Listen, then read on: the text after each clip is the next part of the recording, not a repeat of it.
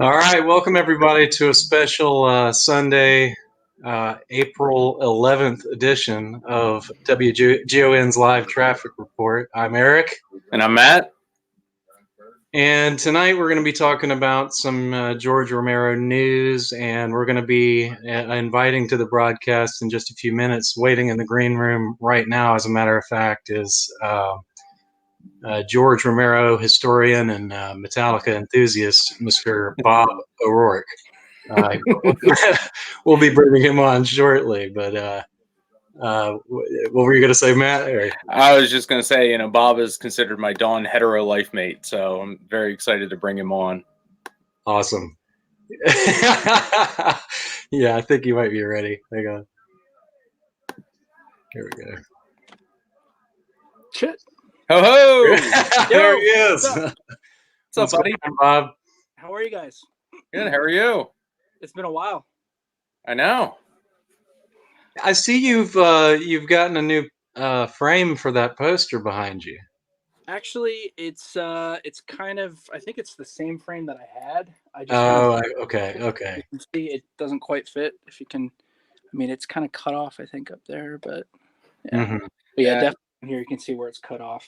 Poster sizes back in the day were never easy to frame in today's world, especially the video ones. Especially this one. This one doesn't. I mean, we've been redoing stuff in our bedroom and in our bathroom and framing a bunch of shit.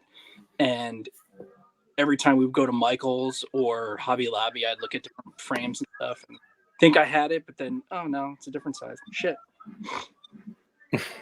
Yeah, I have that same poster put away for just because I'm gonna have to order a custom frame one of these days. But the price on that particular poster has gone through the moon recently. I mean, it used to linger around $70-$80, and now I've heard somebody getting, I want to say, like excess of $300 for that thing.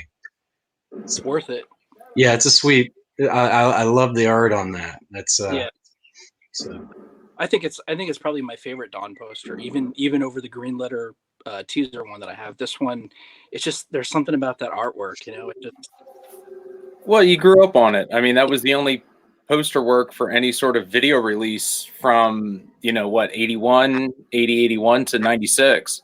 Yeah. So I mean, it's synonymous with people that are our age, and I remember the first time I saw a copy of Dawn of the Dead at Blockbuster with the orange and blue that Anchor Bay put out. I was like, oh, this is so cool. But nothing will replace that Bob Michelucci art. No. Props to Bob Michelucci. That's right. Yeah.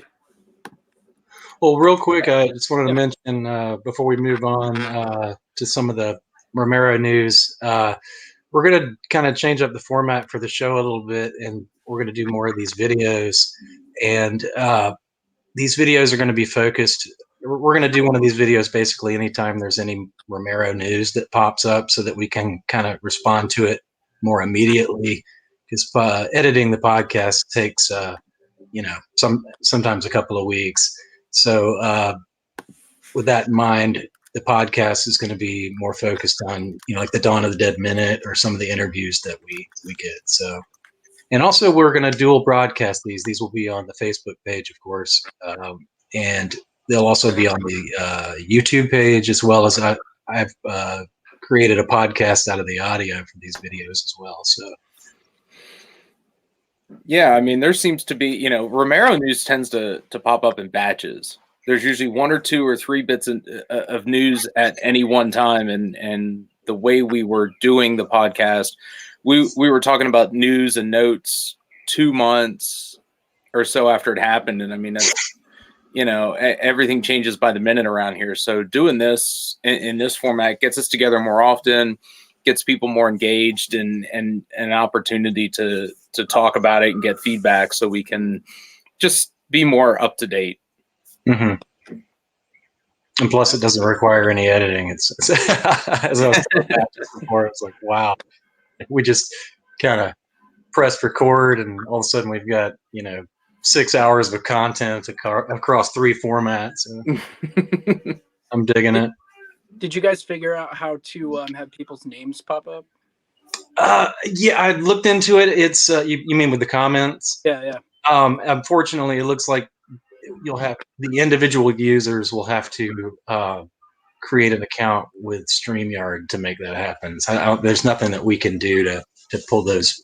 That's why I think, Matt, you were seeing my name. Well, I'm looking at the live comments now. I see my buddy Roger. I see Alex, and I know Bob's wife Sandy is in, and a couple other people have been in. I'm kind of popping back and forth between Facebook. Yeah, Mark's in there. Yeah, so we got a bunch of people hanging out. Justin, a couple of those guys. So yeah, it's ever evolving. Alex must have created an account. So what's going on, Alex? Good to see you. But yeah, that's cool because you could get his entire profile there. Yep. So, very cool. Yeah, shout out to StreamYard. This is a free service, and they're providing a format for us to do all this for free. So yeah, you can't beat it. I mean, it's just really neat. All you got to do is plug it in. It's pretty easy, and super easy. Yeah, and like Eric said, the ability to download these, we can sit and record a podcast and look at each other, which helps rather than on the phone, and kind of feed off each other. And I had said to him, I said, well, some of the interviews we do, if folks are Facebook users, all we have to do is send them a link, and we can just sit and talk to them and do the face-to-face kind of thing, which, especially in this environment, where you can't go out and hang out with your buds. This is the next best thing. Yep. This is like Zoom for Dawn of the Dead nerds. the Zoom happy hours and stuff that people are doing. Yeah, that's pretty neat. Yeah, I've seen a bunch of those. I was watching one last night. I guess a ESPN sportscaster or something. They played a game to see who they could get to the most famous person they could get to join just by sending a text with the link. It was pretty neat. I mean, I didn't know some of the sports folks, but it was just kind of neat to watch to see how it just went down the line and who joined in. It's cool. The last episode when you guys were going off on the wrestling stuff and you're talking about who is it you were talking about? I'm drawing a freaking blank. Oh, WrestleMania. As you can see, I'm not into wrestling all that much, but shit. I'm totally drawing a blank. Undertaker, Goldberg. Dad bod. Jericho. Yeah, Jericho, Chris Jericho. Yeah, when when I was watching that, I kept thinking about I guess maybe I saw the first version of the dad bod when I saw him down in Tampa for that Grease thing, and he was dressed up like Danny Zuko and the it was hilarious. Did you see that picture? Mm-hmm. I don't know how. I think I missed the Jericho picture. I saw like hundreds of others. Yeah, we did it. We were sitting in whatever row we were in, and all of a sudden he walks up and he's like looking at his ticket and he's like, well, and he comes in and he's got the Danny Zuko wig on and the red Rydell High t-shirt and the really short white shorts. And I'm like, yo, honey, that's Chris Jericho. And she's like, holy shit. And he walks right by us, right in the row in front of us. And the whole time I'm watching him go off during the movie and singing along and standing up and kind of getting into it. And then afterwards, I mean, he was blitzed, Afterwards, when the movie was over, we just kind of milled about, waited for him to come back out. I'm like, hey, Chris, can we get a quick photo? And he's like, yeah, sure. And he's just like, totally awesome. He was cool. He was very cool. Here's another person that must have signed in. StreamYard. Shout out to Mark Norris. What's going on, brother? Good evening to you. And we started at 5:00 with overseas folks in mind. Hopefully they was still early enough for them to catch the show as well. So glad to have you aboard, sir. I think Dave King is there too. Dave King and Burian too, maybe. I don't know. It's tough to tell. At least I don't know. I'll leave it to you, Matt. You're gonna have to navigate that for us. Yeah. No, I'm popping over to Facebook just okay. All the actual names. I don't know. Burian might be in there. Yep, he's in here. He's working. So. Awesome. Yeah. So this is neat. Yeah. Yep. Oh well, Matt, pick up the news about the historical marker, or did you? I think you had something pulled up on that. Yeah. So for anyone that doesn't know, about a week or two ago, it was announced that there was a bunch of folks in Pennsylvania going to be honored with a historical marker. So for those of you that don't live in Pennsylvania or never took notice, we are the Keystone State. So a lot of our historical markers are shaped like a keystone, and they're blue with yellow writing on it, and they're usually at the spot of some historical event or location. And it was announced that George was getting one due to his contributions to the film industry in Pittsburgh. Now, we don't have any other news on that yet. I was just relooking at one of the articles. What I'm going to assume is that it's probably going to go down at 247 Fort Pitt. I figure it's downtown, right there on the main drag, and that's probably where they'll end up putting it. So anytime we get updates, we'll throw that into a future episode. It'll be pretty neat to see if they do a little ceremony or whatnot. Try to go out for that. I'm assuming late summer, early fall at the earliest for something like that. But that'll be pretty neat for George to get some extra recognition in the city. Yeah, I can't think of a better place for it to go. Or really, I don't know, where would you put it if it didn't go at 247? There's already the amazing bust at the Monroeville Mall. So, I mean, 247 is perfect. Yeah, he's got, the Evans City has its marker. The Monroeville Mall has its marker. I think really the only place is the offices. I mean, he did so much work there, not just with Night, but he's kind of synonymous with downtown Pittsburgh. So, might as well, complete the trifecta. I agree. Yeah, that's the best place for it. Because I was thinking about that when I saw that news pop up, and I'm like, what are they talking about? Is it like, my first thought was like the Adopt a Highway program, and it was going to say something under like one of the markers as you drove into the city. I'm like, what? But that makes more sense what you just said. So very cool. Yeah, they're all over the place around here. Every town has at least one or two, and growing up, you just drive by them all the time until you stop at the light and you actually look over and read them, and it just tells you what happened here or in the town. And they're usually shaped like a keystone and like blue and yellow Pennsylvania colors, so it'll stick out when you go down iron kind of thing. Yeah, they're made to last. Mm-hmm. Very cool. Very cool. All right. Well, we're gonna start dipping into some of these extras that were just announced by the second site who's putting out the box set for Dawn of the Dead. Oh, gosh, what is it 10/26? Yeah. Is that the date? Okay.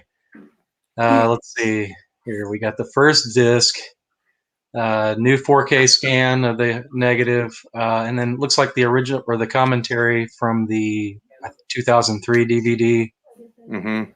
And Travis Crawford commentary, which is just kind of more of an informative background kind of thing. He's like, I listened to a little bit of the. He's got commentaries on the. I think it was There's Always Vanilla and Season of the Witch discs on that new box set. So that should be pretty good. I mean, this. I'm guessing this theatrical cut is going to look the best of the three. Or it's going to have the most significant upgrade, because none of the sets that have come out have really focused on that. And the last time we got a significant theatrical cut release was the Anchor Bay from like what, 06? The Blu-ray for the Dawn theatrical came out in I think 08, 09. And that's the last time it's been converted in the end, and that wasn't even a new scan. They just up converted. It was the 03 scan. You're right. Yeah, and then the Italian 4K set that came out about 3 years ago. The Argento cut was presented in 4K, but I don't have that next year to look to see if they went back and scanned anything. I mean, I know it had the open mat, but I doubt it probably wasn't done to this level. I mean, this was announced 18 months ago that they were doing this, and we're just now getting news on it. Yeah. Still no word on a Region 1 release? I imagine it'll come a little bit after this. I don't know though. I really don't understand the rights. You know, with the UHDs not having any region coding. You know, I don't know. You think with an expensive license like that, maybe they got something exclusive, but the Blu-rays are going to be region B. Yeah, I just what I know a friend of mine wanted to do a screening of Dawn last year out in California, and according to the correspondence he had with Rubinstein's office, Rubinstein only licenses out for screenings of 3D version, and he had to like beg and talk to them into doing the non 3D version. So I wonder if he's trying to still get that 3D version released, even though 3D versions of movies on home video are pretty much dead at this point. Yeah. So, or maybe he contracted this out, and he'll put out just the theatrical cut in the States now that they did all the work. I don't know, but I'm not holding my breath for a US release anytime soon, because we should have had it by now. Mm-hmm. Yeah. All right, let's move on to disc 2, which is the extended cut, and which I thought was interesting. It was made using a 4K, using the remaster that they did for the theatrical, as well as a 4K of the extended interpositive. I don't know, Matt. You're more into photography than I am. I don't understand negative, interpositive. I don't know. Yeah, I think just offhand, and I know someone will correct me on this, the interpositive comes from the negative.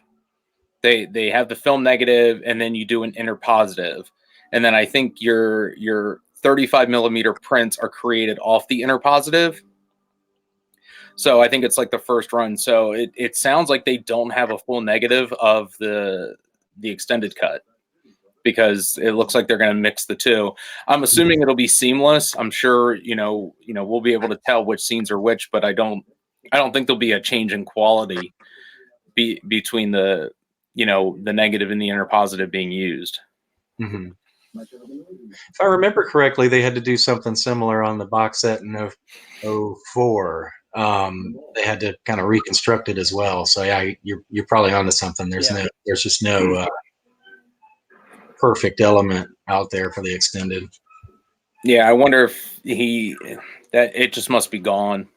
They must have. Sorry, man. Was that only 16 millimeter originally, or? No, it did. It was released in 16, but there was a 35. I think. Well, it was screened in France outside of the Cannes Film Festival, and maybe that's the interpositive that was screened. I don't even know, because obviously, or they probably made the 16 millimeter prints off of that interpositive as well. Right. But Greg Nicotero, he's sitting on a 16. And actually, I'm not going to out anybody. Somebody I think that's in the on the video right now is sitting on a copy. Yeah, those would be nice to have. I would love to have one and screen it. I know Greg brought his 16 millimeter to the O3 Comic Con in Pittsburgh. Yeah, and it had a nice little pinkish tint to it, but it was still pretty neat that I can say I got to see Dawn on actual film.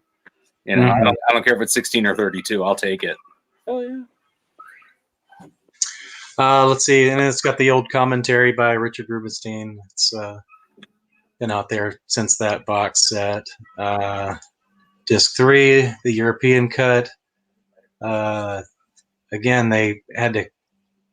Well, this was actually the interesting one. How they had to recreate the European cut. I guess since those other companies are holding the rights to, I don't know why they'd have to recreate that when it looks like like France, Italy, and Japan were able to create new scans of the European cut. I'm sorry, and then it'll include that cast commentary, which because it's on the European cut, I don't listen to it enough. But I like your idea, Matt, that I think you have it on MP3 or something. You listen to it in the car.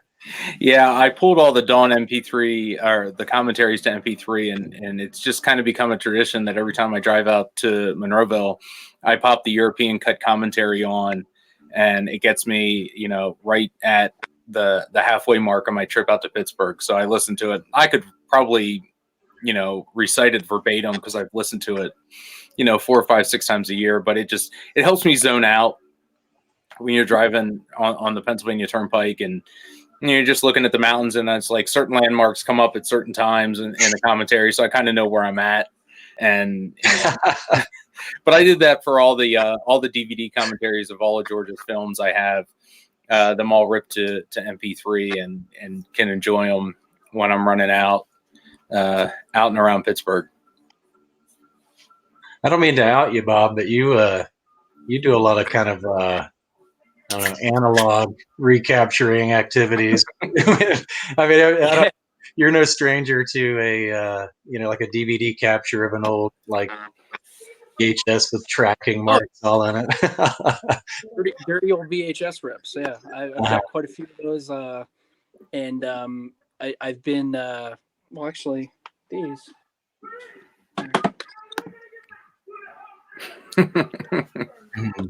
Nice. I love the stickers. Yeah, I mean, I've done rental pretty stickers. much every version that I have on video. I've re-ripped it. I think the most recent one was the Japanese, the Zombie Dawn of the Dead Perfect Collection Laserdisc. So I finally got that, and I just ripped those and put those in a little collection there. How do you handle the flips, and how did you as far as compression, did you put it all on one disc, or how did you do that? Yeah, I just put it all on one disc. The whole Perfect collection? Oh no. Each version of the movie. With the 140-minute cut, there I used to use like a dual layer DVD, but for whatever reason my DVD recorder isn't really accepting dual layers right now, so I just changed the speed a little bit on it, and, it's like an old VHS tape, let it go. And with the flips, I just leave those in because it's kind of cool. It's kind of like kind of preserve the memory of watching them on Laserdisc, Yeah, the experience. You see, and that's what I wish that they would do is just take the old VHS version of the film and put it on the Blu-ray.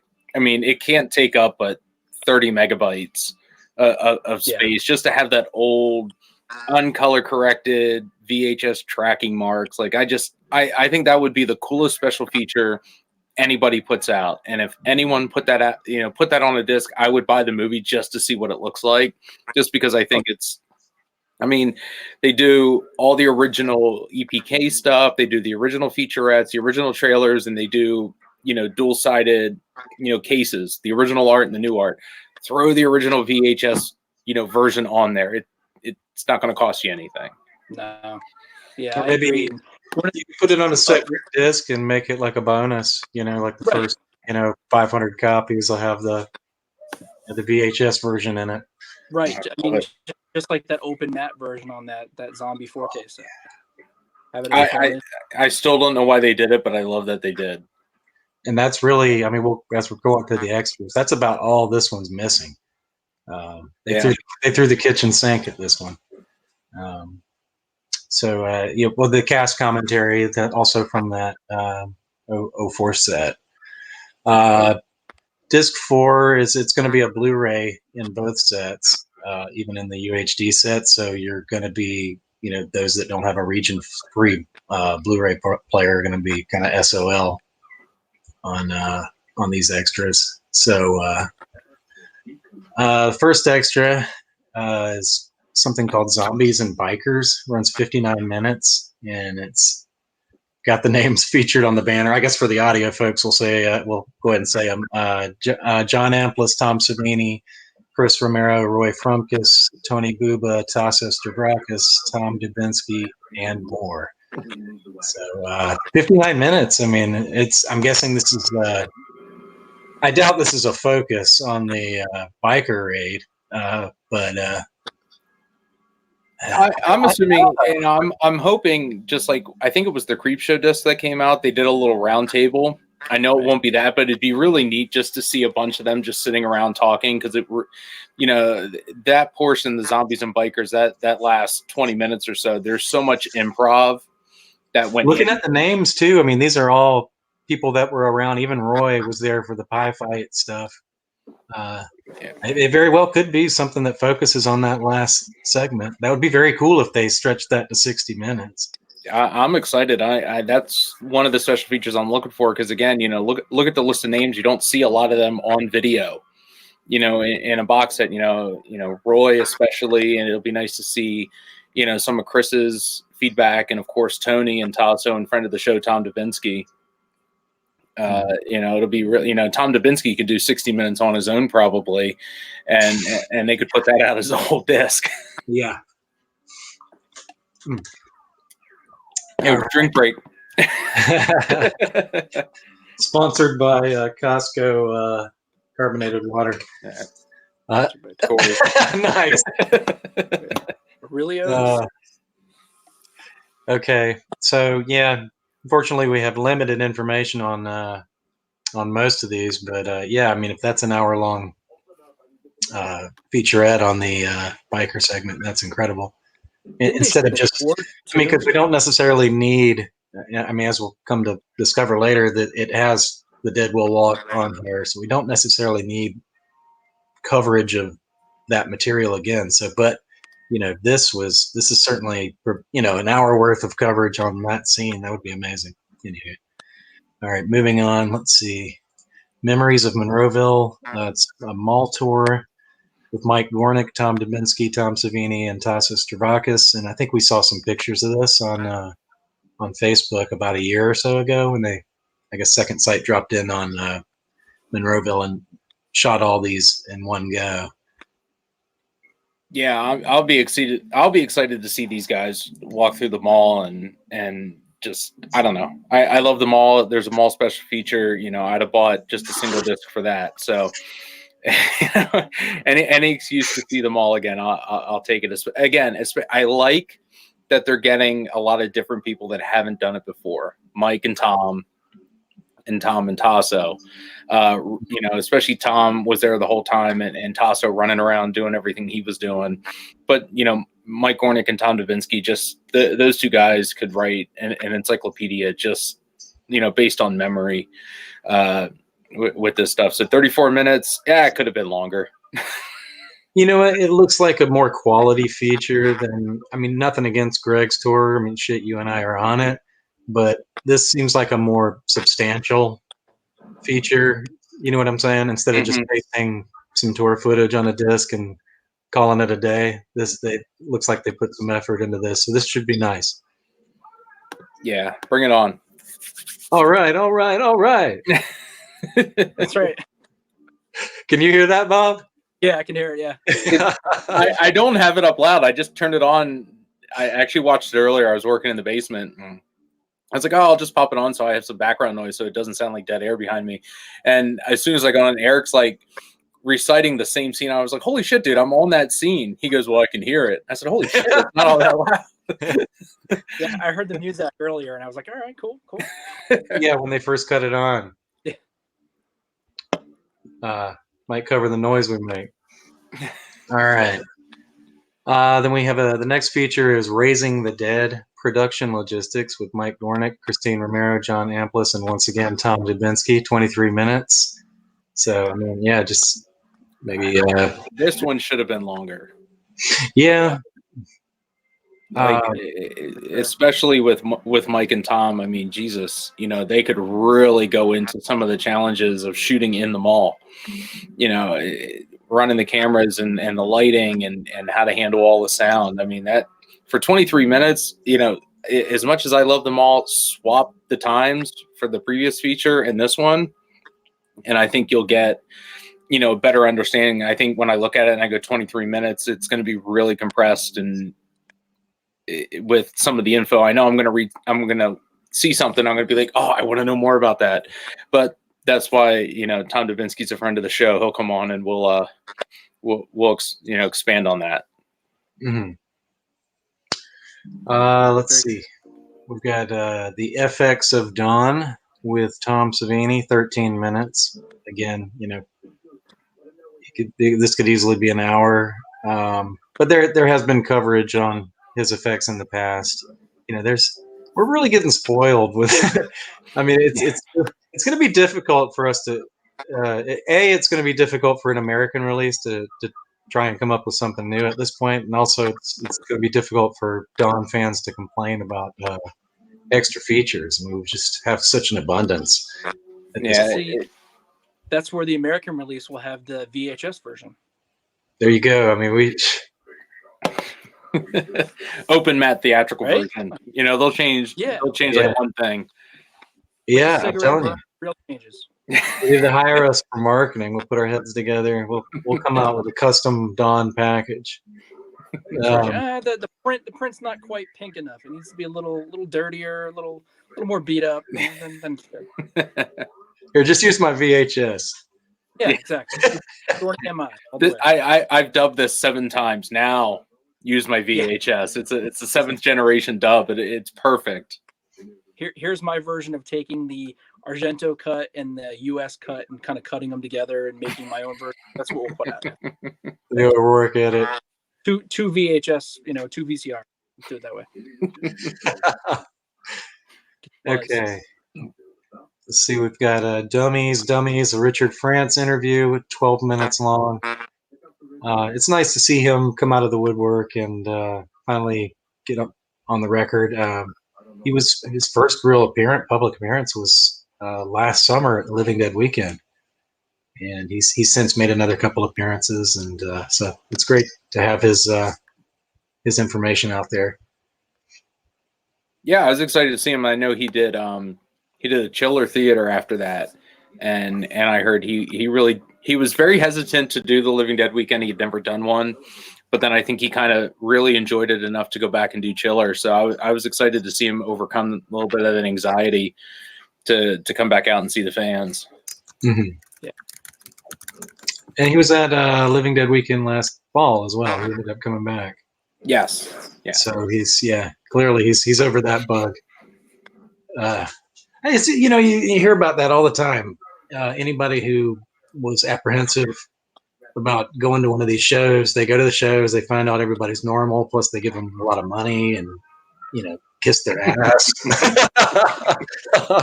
Hey, this ain't so bad. Matt, when are you gonna have a table? Yeah. They know how to get me. That's right. Okay. I have no idea what this is, the Lost Interview. And I genuinely, I hope it's, an actual something that's not just sitting out there on YouTube or something. So, I mean, I have no idea when this is from. It just says archival interview. The only thing that I was thinking is, I know there's an interview with George on the Laserdisc that I don't know if has been, and I could be wrong, but I thought that there was an interview on one of the Japanese Laserdiscs or the perfect box set that's never been released since. So that could be, because I don't know of any lost Dawn interviews of George. That could be it. That's about 20 minutes long too, if I remember. I'll have to fire up my Laserdisc player tonight and see if I have the edition that has that. I have my Laserdiscs behind me. I'll have to look and see if that's could be it. I don't know, but it'll be interesting to see because George talked about Dawn and Night so much, from the 2000 to 2017, and kind of said the same stuff. But just if this is lost and it's from the 80s, it'll be really neat to see, what his recollection of the film was in the 80s when it was still fresh. Or what, it could be, and I apologize, I forget who we got all that awesome footage from, the stuff that had like the extended Dawn bits from the news. Was it Ralph Langer who was sitting on that? Yeah. Mm-hmm. It could it be that interview? Maybe. I mean, anything could be considered lost as long as it's not been on a Blu-ray or DVD. So, you can call anything lost that's never been actually put on disc before, even though it's sitting somewhere. Mm-hmm. Right. Well, this next one will certainly bolster the packaging, and you've got the Goblin soundtrack plus the 2 DeWolfe CDs, which they claim is complete. So, I mean, I'm anxious to see. And DeWolfe library is actually based out of England, so the same home country to Second Sight. So hopefully they got some exclusive access, and we've got some nice clean recordings of these DeWolfe cues. Yeah, I know people love having those DeWolfe cues just because that, the music is almost a character in itself in the film. And, you're just sitting there and you're strumming along and you're beating and you're tapping to the, to your dashboard or whatever. And it'll be neat to see a bunch of people that don't have the records or have, an audio copy of these cues to really get to enjoy the full soundtrack. Yeah. Seeing that as a special feature reminds me of, being a kid, pre-internet, trying to track down the Dawn of the Dead soundtrack. And man alive, so many times I would go to remember when FYE was the wall, and I would look up the Dawn of the Dead soundtrack in their little database and print out the little special order form. And, I'd send it there. I'm like, cool, I'm going to get it. And come back a week later. It's back ordered. It's out of print. And I'm like, what does that mean? And of course, I guess it would have been probably for the vinyl because the CD was, super, super rare. And, having to, and I think this was even before I started going to conventions and trying to find, anything for the Dawn of the Dead soundtrack. So now that it's, going to be in the box set, wow, man, we've come a long way. Yeah, it's like Eric said, we're spoiled, and I don't know what they would do to top this. I mean, short of doing more of those round table group type special features with some of the secondary folks, I don't know that we'll get another release of Dawn like this until the next evolution after 4K. Dawn 8K. It'll be. I think this is just going to be it. I don't know what else they're going to put on unless there's like a lost cut that someone finds, sitting in a vault somewhere, or some previous unreleased script version that people can put on as a feature. I don't know. This is stacked. Have any releases included like a PDF of the shooting screenplay? Mm-mm. Not that I know. Yeah, it seems like they do that for Day all the time. It seems like the Day script kind of floats out there, especially the original script. Yeah. But no, I don't think Dawn was ever one of those major releases where, you remember the DVD ROM features would have the production script. Or the photo gallery, the online only photo gallery. Yeah, no, we haven't gotten to that, but that'd be pretty neat to see if there was, a first draft of a script out there somewhere that could be scanned and put on. But well, speaking of written material, this and robust box sets, it's going to include 2 books, a 150-page booklet with essays and old articles and such, and pictures. And also I believe it's going to be a hardcover of the Dawn novelization. So, I mean, it's nice it probably, each novel probably costs them a nickel, and they're going to, charge X amount of dollars extra for it. Yeah, I'm going to need a whole shelf just for this. I figured this thing's going to have to be. Yeah, we need to get the dimensions on this box set. It's going to be like, it's got to be 8 to 10 inches wide. If I'm sure they'll do cardboard or digipacking or something for the discs. But if you're throwing in a 150-page booklet and the novelization, and you're probably shrinking them down, that's got to be a almost a foot long set, if not at least 6 inches. I keep thinking about there's a series of deluxe edition remaster albums that have come out over the last couple years from a certain band that kind of that have a lot of shit in them, a lot of CDs, a lot of DVDs, booklets, photos, lithographs, stuff like that. So it'll probably be about that big. I would assume. Should be cool. Mm-hmm. Well, let's see. Rounding out the extras, this is all previously released material. You have the Super 8 Ralph Langer footage, which is priceless footage. You have both versions of Document of the Dead, and I want to say that later version, the newer one, the one that you're in, Matt, that may not have been on high def yet. As far as I know, it was only the DVD version when Synapse put it out 6 years ago, and they put Blu-ray of the original cutout. I don't know why they did that. That was I never understood that. I mean, if you're already making one Blu-ray, make the other. It can't be that much, more. But yeah, right. And then they miss. I guess it's just a typo. They put 2014 for the Dead Will Walk. I don't know if they've updated it or it's just I'm hoping it's just a typo. Yeah. And then trailers and radio spots. So it's really I can't think of much that they forgot, or if anything, just that Nicotero footage is about the only common thing that isn't on this set, and then the an open matte version as well.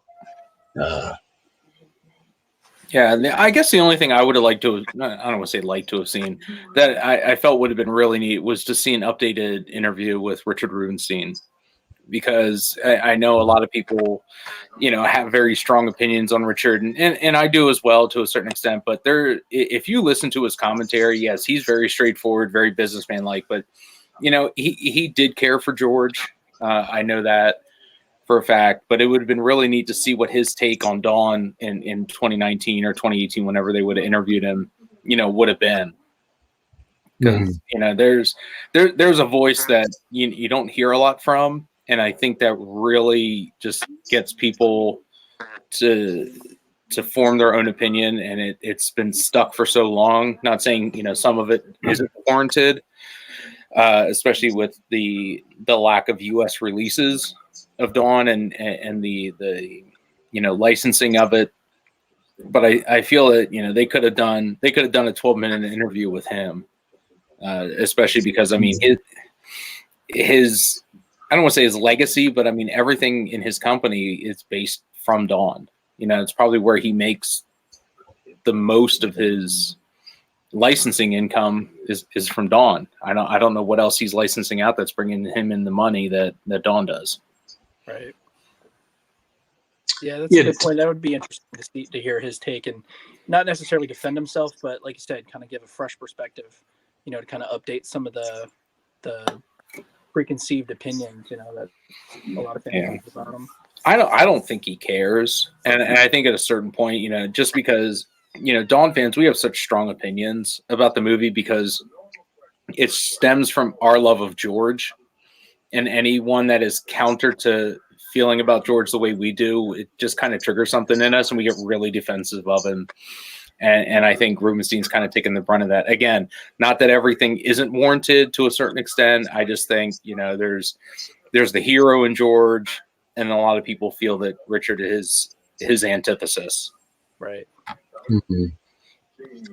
Well, now that we've rounded out the contents, how about price predictions here? I think I said it on the last show. I'm actually at this point, I'm hoping for 99 euros, which I don't know, maybe somebody can run that calculation for. I think it's about 128 bucks or something. 99 euros. Yeah. Matt's on it. Yeah. It's right now 99 euros equates to 109 US. Oh, that's not bad. Okay. Yeah. So either the euro is really weak or the dollar is strong. So I don't know, but yeah, Bob's pointing up. Bob thinks it's going to be higher. It is, man. I'm thinking 120, 150, somewhere around there. More you like 149.99? Yeah. US? Yeah. I'll bid $1.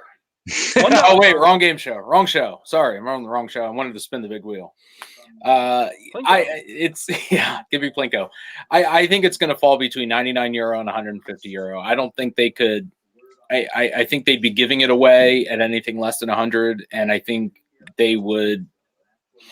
I think over 150. I think there's just a max price point for any box set that doesn't include some sort of added on bust or tchotchke. Yeah, I mean, the Dawn novelization is kind of common. So in this, I've never known anyone to buy a box set because of the book that comes with it. They're always nice supplemental materials, but especially the hardcover. I mean, that's going to put the price point up a little bit. So The one thing I've noticed about a book though is when they reissue a box later and it doesn't have the book, it never commands anywhere near the value. The one with the book is always $200, and the one without is like 40. Yeah. But yeah, other than that, I mean, I can't believe. Either way, I'm buying it. Same thing with bonus discs and stuff. It's Right. Yeah, I don't think we'll see individual releases of this. I mean, overseas every once in a while we'll get, a version of Dawn on Blue, but I don't see them breaking this box up unless they have it, in their contract like that From Night to Martin box set that Arrow did and came out like 3 months after the box set came out and individually released all the films. I don't see that happening with Dawn, but you know what? You never know. Mm-hmm. All right. All right. Well, when we first wanted to bring Bob on, and something we'll feature in hopefully later videos, it's WGON Collector's Corner, and Bob's already shown us a couple of his items. Some of his old. One of those was a beta, wasn't it? Of Dawn. Actually, yeah, this is the beta right here. Mm-hmm.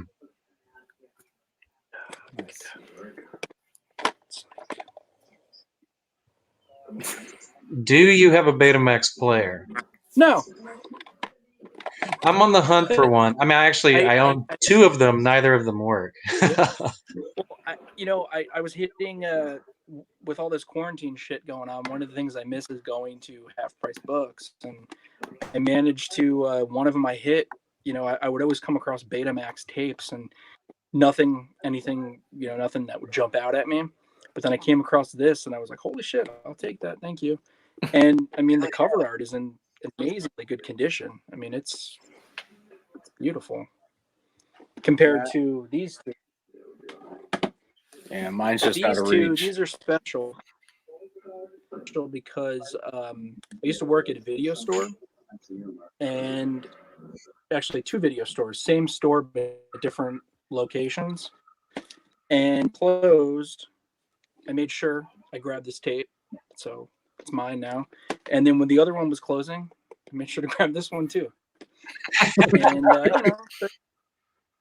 they're sun faded, and you can see the original one still has my recommendation sticker on it. Nice. I love it. Yeah, and I had put a couple of little stickers on it just to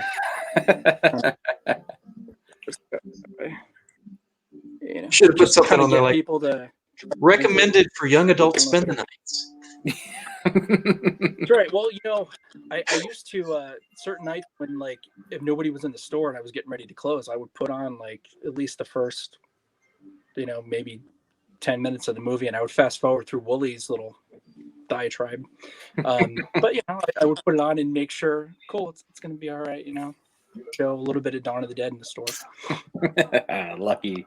I used to show Night of the Living Dead all the time, and there was one time where it was like a busy Friday night. Night of the Living Dead's playing, and it was the scene where Marilyn Eastman's getting stabbed with a trowel and doing the screaming, and I'm like, it's like there's a family walking underneath the TV. Probably not the best Friday night family venture to the video store, but whatever. It's fun. Oh boy. Yeah. Miss those days. Good stuff. Well, and also I've actually got here. Well, we can see the video poster, right? Yeah. The aforementioned. Well, if you can see too well here, I've got a couple more VHS. Get my glasses. Nice. Some other one. Couple, and then there's some more down here. You get your foreign ones there, yeah. Very cool. And then this one's a reprint, but still fun. Nice. Beautiful. That's all signed. Love it. And then a couple of photos. You got George on that one? Photo stuff. Yeah, George is on there. Oh wait, check this out. This is cool. I'm down here in the basement. We're kind of, redoing stuff. The stuff's a little messy, but this is kind of cool. I'll take you into. This is my bathroom. Nice. That one. They're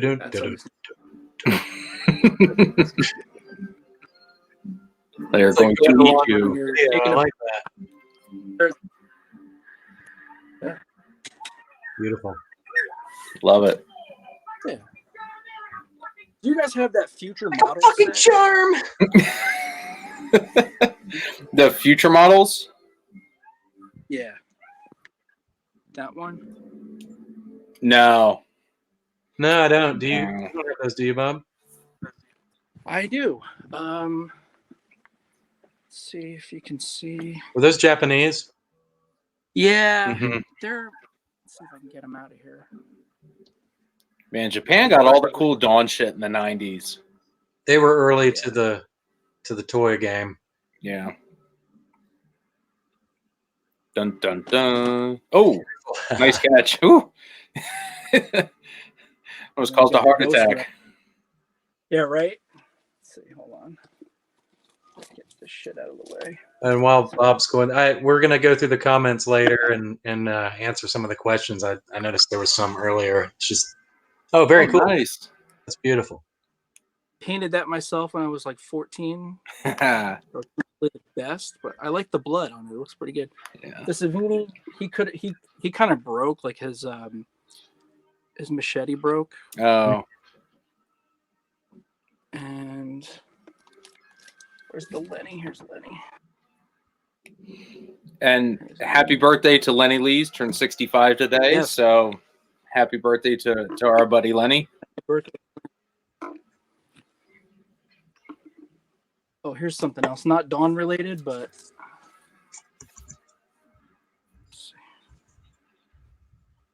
Oh, very cool.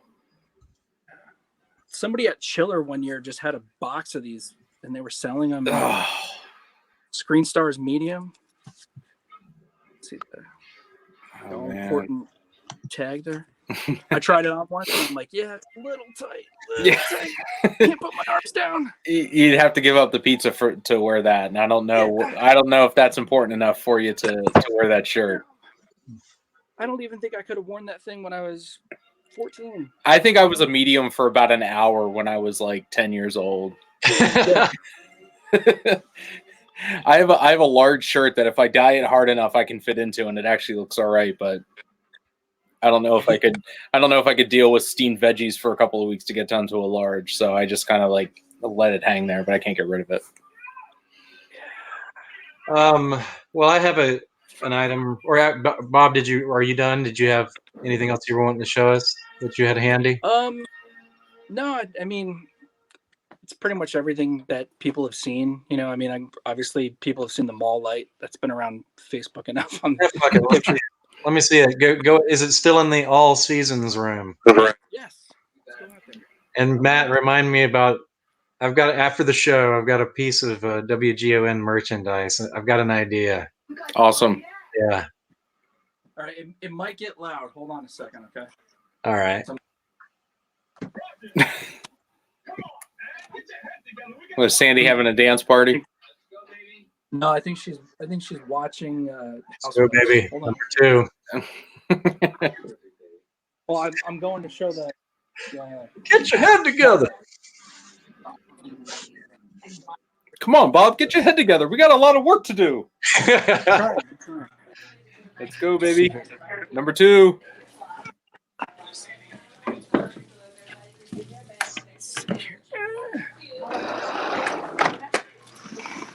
The Aurora compound. Exactly. It's been breached. Ah, Beautiful. oh, that thing's hanging high. I like it. Yeah, but wait. Let's do this.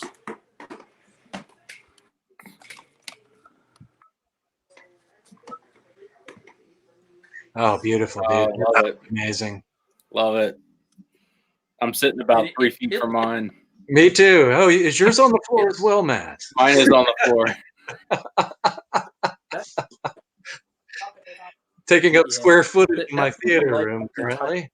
Yeah. One day we can be like Bob, hashtag be like Bob, and hang our shit. And that thing is all signed up too. I mean, you guys have seen the, Oh, yeah. Yeah, I saw the plate one, or you got several plates, damn. Yeah. Pretty much every time there's a Living Dead weekend, we're like, all right, who's going to be there? All right, cool. Grab a panel. Hey, I've got ones on the side. hey, I haven't made this offer in a few years. You might think again now. Do you have a blank panel? I don't think so. If you have a blank, I got a George Romero signed panel. I'd trade you. Just saying. I got the George one too. Yeah, you have two now. I have two. He's got a George. Hey, Bill. Yeah. Love you, boy. Love you too. Breaking the place. Oh, look at it. Well, thanks for cutting the light on, man. That's amazing. You've got that thing wired up. Or Matt, yours is wired up too, right? Yeah. Mine's been wired up since I got it. It sits on the floor just because I don't have a large enough space to hang it. Mount it. Yeah. Well, you know, originally when we got that, my dad, all credit goes to my dad for, you know, figuring out how to mount it and everything, because there's a spot in the 3-season room that was sort of like where we would put it like a TV if we were hanging out there, and I was like, oh, we'll just put them all right there, you know, and it's not that high, and you know, that way you could read everything and see it, you know, and it's all its glory. And my dad's like, no, he's like, let's put it up high, and you know, we can. And he drilled a hole in the side of the house and put like a washer on there, an anchor and everything, and then wired it. And it actually used to dim, like we had a dimmer on it, but for whatever reason the dimmer remote's not working. But whatever. Dawn mood lighting. Exactly. That's so cool, man. Yeah, actually, I plan to put mine, the wall right behind me. Those are like 8-foot library shelves. I'm going to construct something more kind of low profile, yeah, but wider. But in the middle of the two shelves, I'm gonna put two 4x4s up against the wall, and then I'm gonna mount the light, you know, as high as I can, reasonably high as I can, onto those 4x4s, and then I'm gonna get some like faux marble and you know, like marble tile and create a column out of the you know. nice. Yeah, and then it'll make it easy to run the wire too, just in the middle of the two 4x4s. So I don't know. Remember in Kevin's old store, like when he had the mini golf. Remember, didn't they have like some sort of wallpaper that looked like the marble that was kind of on the where they were mounted on? Oh, kind of like they did in Phantasm 1. Yeah, exactly. Yeah. Hey, you're right. I mean, that'd be a cheap alternative. I was looking though. Yeah. I mean, it was the marble tile. I mean, it was like maybe a 2x4 foot piece. I mean, it's maybe, you know, a quarter of an inch thick, but they were maybe only $4 or $5 per tile. It maybe be like a $50 project or so. Yeah, nice. But, yeah. Cool too. So, but I don't know. That's down the line. And then Matt, you're is pretty much, it's in its final spot where it sits now. For now, my basement doesn't have. It's a cinder block basement, so I'd have to do more rigging than I would feel comfortable with that light being off the ground, considering the heat of it. If my post works out, maybe we can duplicate it there. Yeah, I mean, I probably could, you know, restructure a portion of the wall, but I'm just barely getting by with keeping everything organized. It's good on the floor because wall space is limited in any house, and between all the posters and everything that I have, sitting right there in front of the center speaker. So mine is right there. Is it connected? It's not connected to the wall, isn't it? It's plugged in. But I mean, like, it's not mounted. No. Speaking of the mall lights, you know how they're all numbered too? Mm-hmm. There should be like a database. Like there's there was this one punk hardcore record called Chunk Ink and Suck It. It's by a band called Judge. And the record was only like, I think they only pressed about 100 of them, so it's like super rare. And there is a website that has like a database of who has what number copy. That's what somebody should do with the mall lights, so we can track down who all has them. And it wouldn't take long. I mean, I guarantee half the population is on this video right now. I mean, considering I can probably, I'll just offhand account for 8 to 10 of them. Oh no shit! You know about more than I do. I think. Well, I remember 2 went on eBay. I remember 2 went on eBay, and I tried to get them from the mall. I remember this girl named Heather worked there, and they were trying to they were putting them up for, I think they were like $200 a piece. I said if they don't sell, can I literally come out tomorrow and grab them for, I think I was going to ask for like $250 or $300 or so. I was going to try to meet her, and she goes, "No, we want to sell them for that," and they didn't sell. Because I mean, shipping on that was going to be almost as much as the damn light itself. Right. You're just going to pull up with a U-Haul and scoot them all away. My dad's always had a pickup truck. I was literally texting my dad or calling my dad at times. Say, "Look, I might need the pickup truck tomorrow. I'll give you my car. I got to go to Pittsburgh," because my light is number 2. I know the mall kept number 1. Mm-hmm. And I think Kevin has 2, or Kevin only has 1. I think he only has 1 now. Oh, that's right. He did. Yeah, he did get rid of another one. Lee's got 1. Larry had 1. Larry's got 1. No. No. Larry delivered me mine. Okay. When I bought it. So I mean, I would say there's probably 10 to 15. Kevin, Larry, and then the other 2. That's the 7. That's the only 7. And then the 8 at the mall. Yeah, so the mall probably still has theirs somewhere, because they used to have it up. If you went down, a certificate in the break room for number 1 out of however many. I think there were 80. I think there were 80. So that certificate is still on the wall, I'm pretty sure. It was a couple of years ago anyway. Yeah, I don't know what they did with theirs, but I know they chucked a bunch of them. Yeah, I mean, triple digits is how many they chunked. That's a crazy thing. They probably paid to throw them away. Yeah, I just went to that big dumpster behind the annex where all the good stuff went. Yeah. Should we take a road? What? I've got a low battery. Shit. Uh-oh. That's not good. I brought an item along. I'll just show it real quick. A good friend of mine, friend of the show, John Scott. He was going. His local college had a Hal Holbrook book signing, and he got a creep show. This old, I think it's from last century. This Warner Brothers snapcase, but it's got Hal Holbrook's signature on it. Which is pretty cool. I didn't want to blow my wad on the first episode. Keep it kind of low key at first. Yeah, so I mean, one of my absolute favorite pieces I got, and I can't do a WGON show without bringing up Bruiser, but I got the gift that George gave to Peter Stormare for being in Bruiser.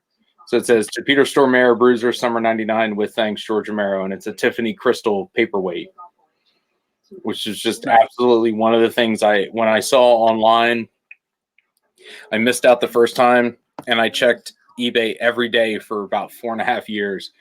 And I remember we used to have a Romero group, and I posted it in there because I saved images because I missed out. The thing sold for like $28 or something stupid. This is back in maybe 2008, but I captured images of all the the auction and all that. And I remember posting it, and you were like, Matt, you were like, "Oh man, that thing's a freaking work of art." I mean, you were disgusted to see what it had sold for.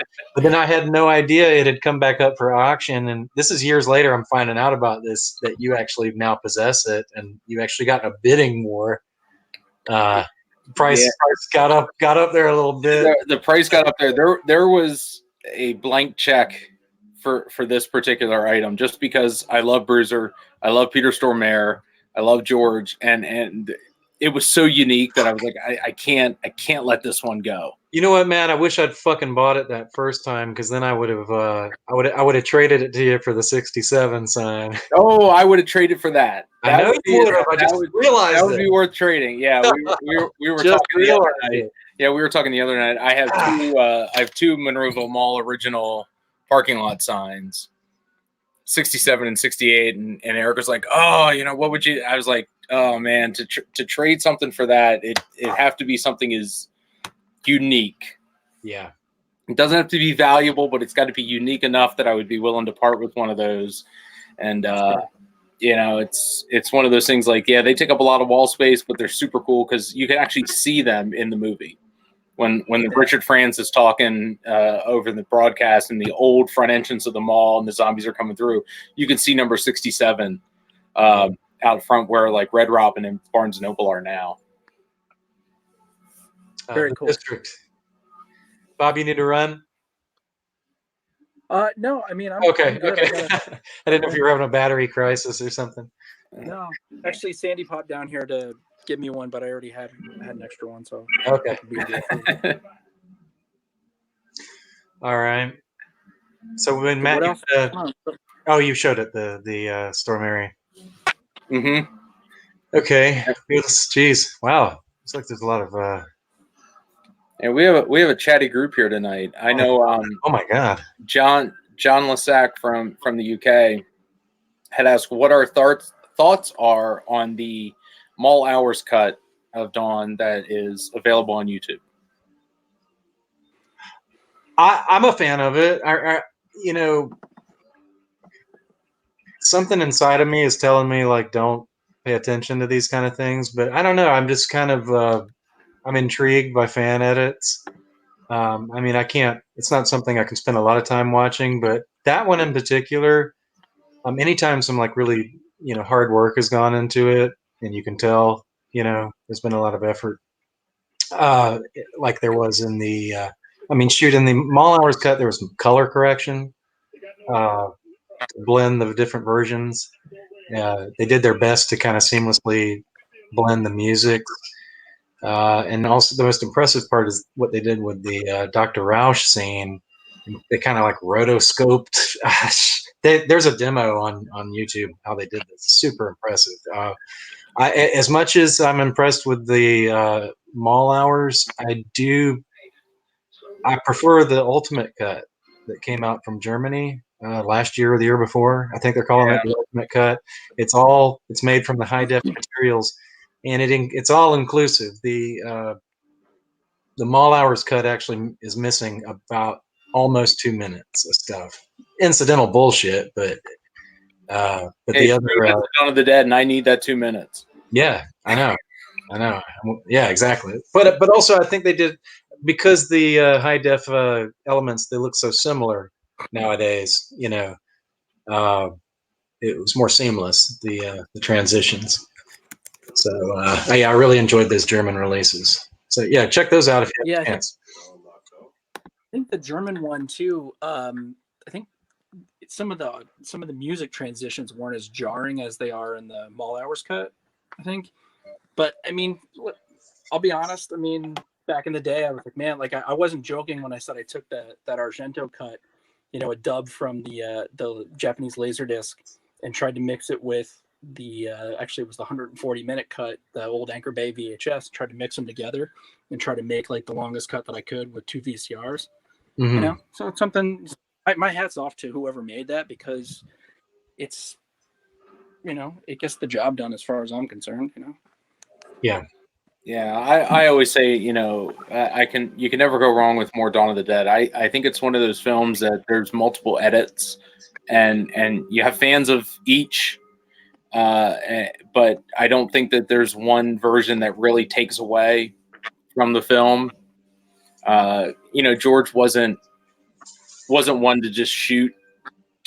He always had a plan. and he trimmed it down enough to make it as cohesive as he could, and it succeeds. But it's like that Terminator 2 cut. The extended cut or the theatrical, they work just as well. Even Aliens works kind of well with the extended version, because it doesn't really stop the story. It's not like George got rid of a whole subplot, and we see that in a lot of movies where there's a whole subplot that's just kind of glossed over in the theatrical version. When they put it back in the director's cut or extended cut, it really just slows the storytelling and changes the pace of the film. So yeah, hats off to the Mall Hours cut and Germany for putting that together, because that's, every once in a while I throw that one in, I'm like, oh, it's 2.5 hours of Dawn versus 2 hours and 12 minutes of Dawn. I'll take the extra 18 to 20 minutes. Yeah, Alex, it is Zombies and Bikers. It's a documentary. We're not certain. We're hopeful that it documents the events at the end of the film, and judging by the participants, it appears to be. So hopefully, fingers crossed. Let's see. Matt, did you have another? I'm kind of scrolling through these. Oh, hey, Dave King, what's up, man? Was it October 26th? Yep, happens to be my daughter's birthday, so I told her she's getting a copy of Dawn of the Dead for her birthday this year. Well, depending on what the price is, I'm really hoping my stimulus check comes in so I can go ahead and get this pre-order. And we didn't touch on this earlier when we first started talking about it, but the pre-order was supposed to go up March 26th, and they pulled the release, the pre-order. So I don't know when that is supposed to come back up. They have been kind of social media quiet about it. They said as soon as they need to. So it sounds like, at least from my understanding, if they're not putting the pre-order up, that means the disc pressings are probably pushed back. So I guarantee you that the October 26th date is going to get pushed back. Mm-hmm. Oh yeah, here was the John's question for the 156. Yeah. Oh, back to the 156 real quick. There was I think Oliver Krinkel, a German fellow, was the guy who originally did something similar to what Bob was talking about, with like a VHS editing deck. And they actually have, in that set that I got, they actually have an extra feature of him cutting that old version together, Oliver Krinkel. I wasn't a fan of that one, though, because it was so low quality. It was difficult to watch.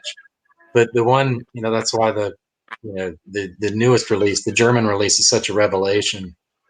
And Bob, you mentioned making a cut. I don't know. I mean, if anybody cares to see it, I'm not sure where I can put it. Maybe on the YouTube page. I'm not sure. But I actually did a 156-minute cut myself.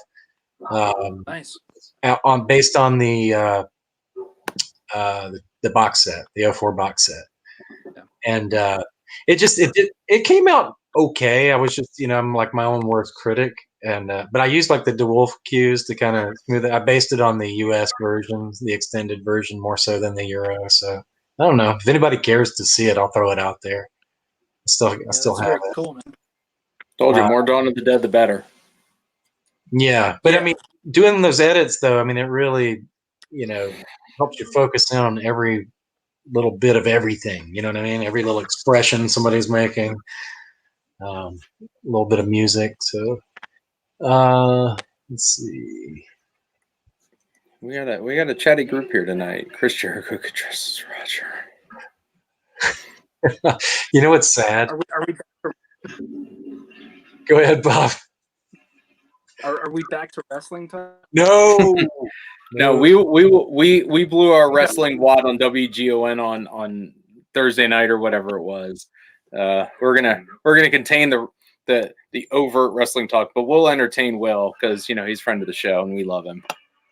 You know what's sad though? I'm gonna go ahead and well, no, I'm not. Somebody, I was talking about somebody that has a 16 millimeter print of Dawn. Anyway,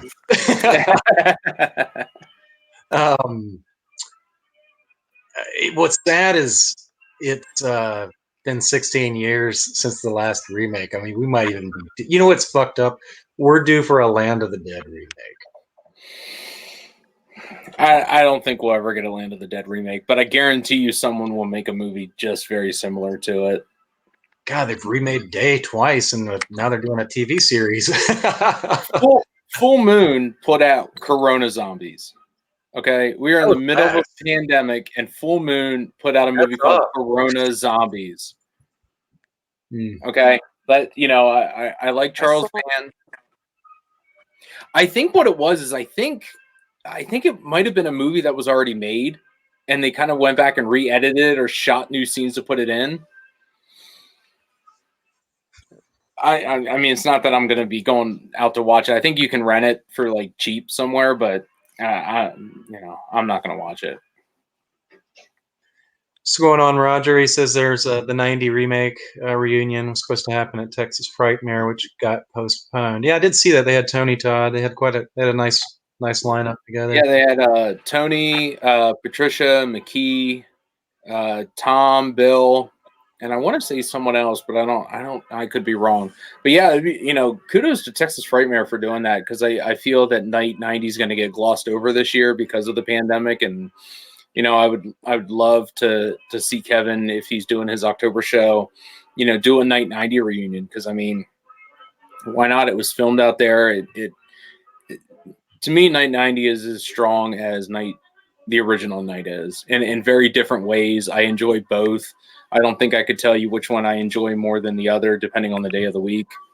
I tend to like that one. I just watched it the other night. It was on one of the streaming services on Roku. It might have been on Tubi or Comet or something. Yeah. I watched it. Blu-ray in within the last couple of weeks. I showed my daughter. She had never seen it. My daughter always liked that one. She always called it. She said, "Daddy, I want to watch Barbara with the short hair." So she would pick between the remake and the original by what haircut Barbara had. So I knew what mood she was in. I don't know who said this. What's a Metallica? What's a Metallica? Who's that? I think they're a band. Wow. They're a ska band, I think. It's like a country reggae fusion. Country pop. It's a band that fired Dave. I'm Mark, walking around down here. I'm getting. Are you getting a bad signal? Yeah, I like my Bob O'Rourke in high def. I don't like lagging Bob O'Rourke. Yeah. A little better. I don't know. I don't know. With this particular set, I'm not sure. People are going to complain about the price. You'll see those comments to the general horror fans who like Dawn a lot, but they don't want to put the investment in. But hi, Sandy.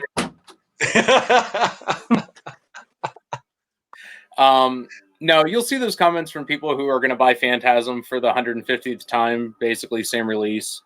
I'll probably catch some shit for that, but you'll see that from the general horror population, and with it being Region 2 and a Ultra HD, it is going to price itself out of FYE picking it up if it was a US release. But here's a question you might know, Matt. 4K, will it downsample to high def?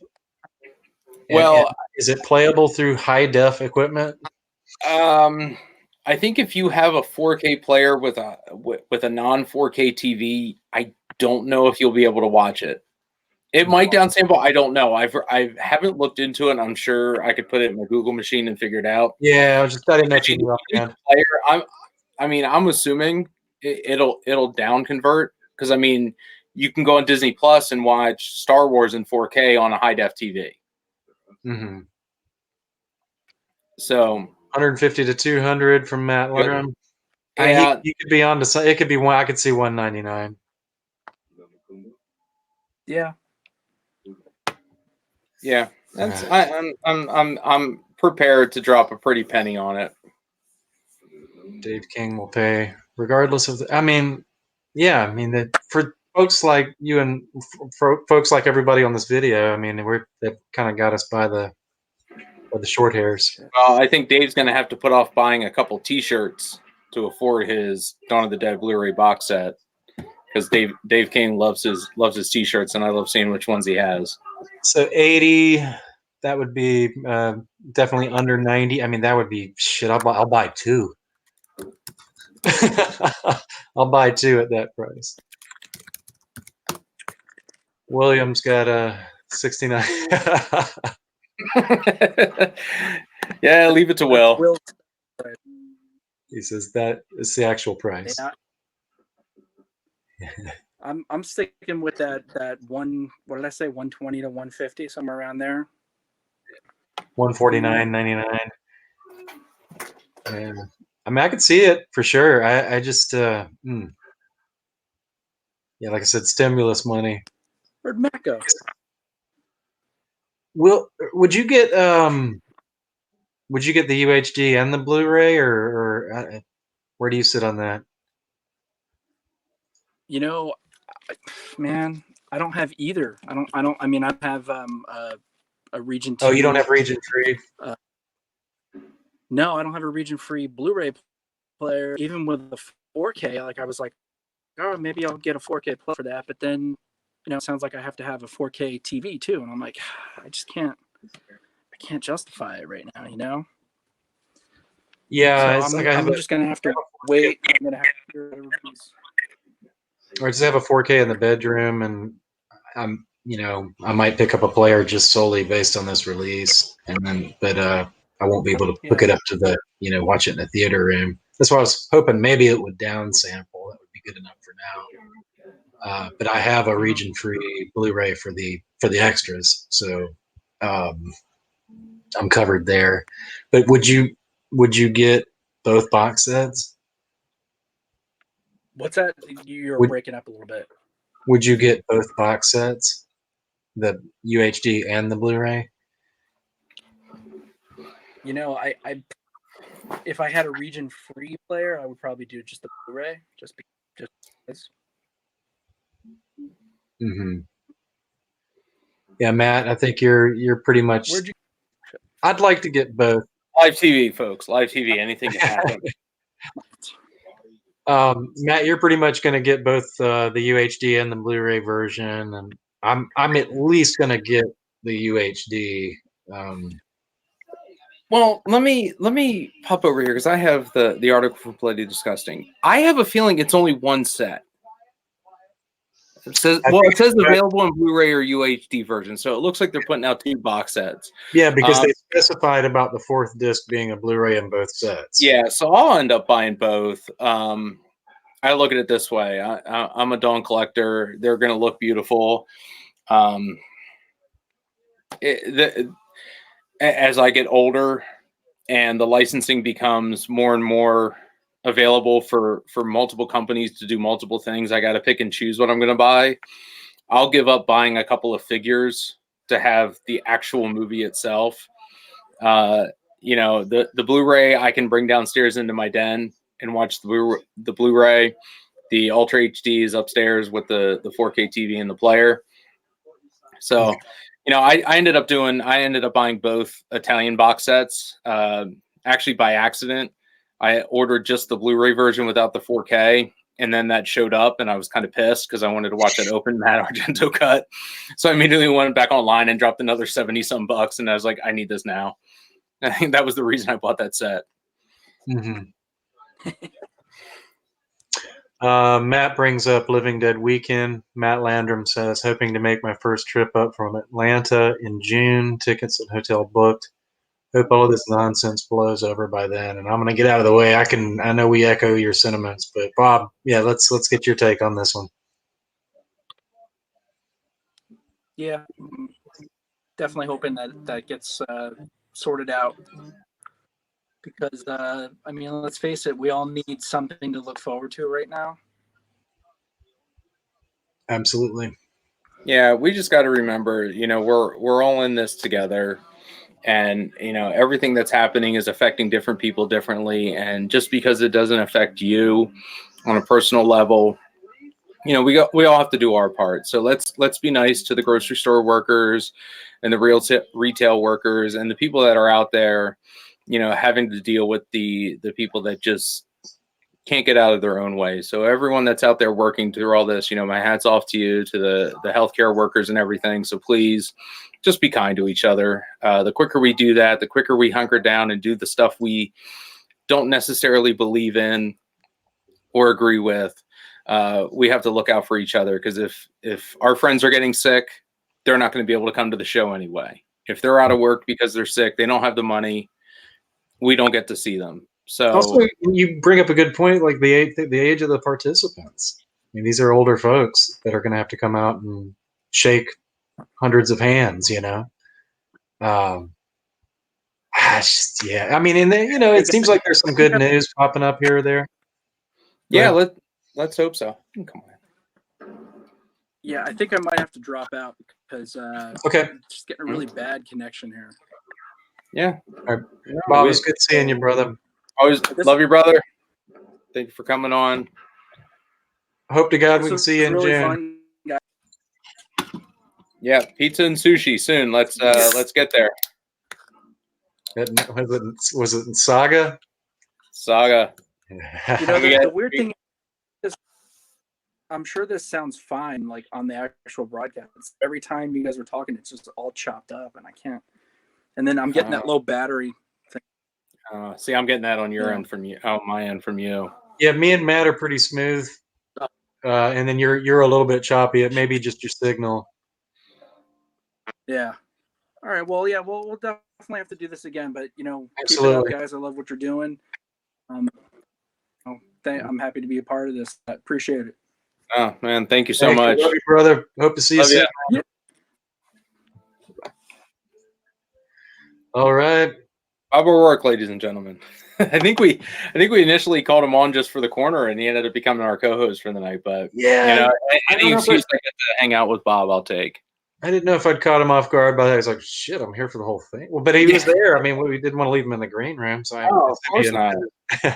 Yeah, no, I was glad Bob decided, that he was able and wanting to come on, because, you and Bob and Sandy and a bunch of other folks are the reason I really, really love going to the Living Dead weekend and all that stuff. And, we're hunkered down, and I think that's, one of the positives that's going to come out of all of this, the format of the show, it's ever evolving. And I think as long as we look at this like an organic, being, I think doing the videos, like this at least once a month, we can get all of our news in, and and the visual stuff, because I think, when we were talking, about, talking about collectibles, it's one thing to talk about it, but when you can hold it up, see it and whatnot, and it's about showing what's out there. I mean, for a movie that lived in obscurity for, almost 20 years until, the latter half of the 90s,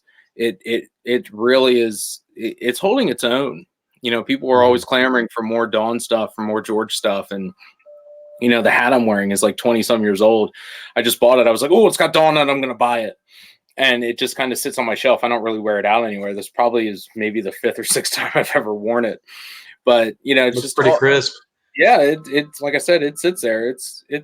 I'm all the way on the last notch. It's not exactly the most comfortable. Even this is, pressing the head a little bit, but there's not much stuff out there.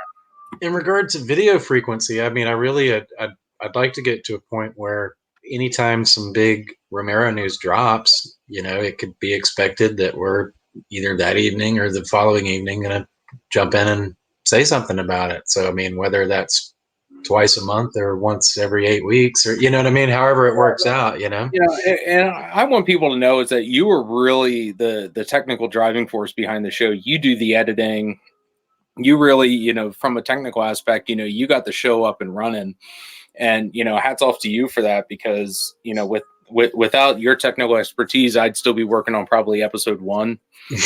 So kudos to that. I like to think I brought the StreamYard to the show just by accident. man. I was like, oh, this is something I think Eric's gonna love. And major props. As soon as I did the show with George's son Cameron, I was like, oh, this is really neat. And there's some things that I'm doing on the Blair Witch side that I'm going to incorporate StreamYard into. But I think it's a great platform for those who want to get videos like this out. I mean, I'm sitting in my den on a Saturday afternoon talking to you, and we got chats going.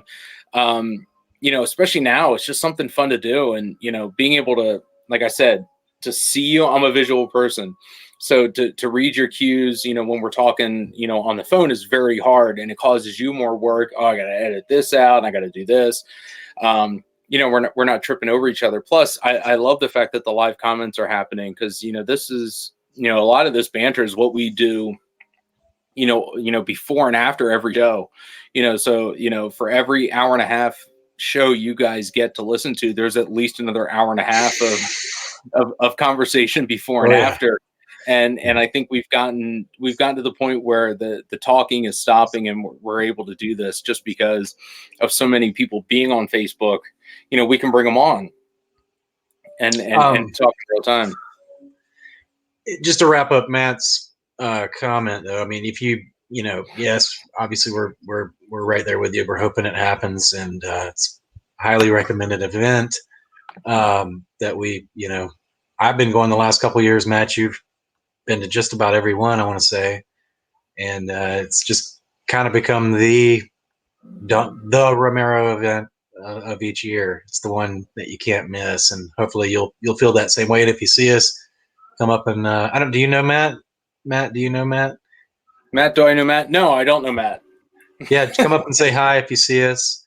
I mean, we're fans. This is, we're just lucky enough to say, you know what, we're going to sacrifice, time and effort to sit here and bring you guys something that we hope you enjoy. Because I mean, when I started WGON ZombieWatch.com almost now 20 years ago, I was like, well, there's, Homepage of the Dead, and there's Norman England Zombie Farm.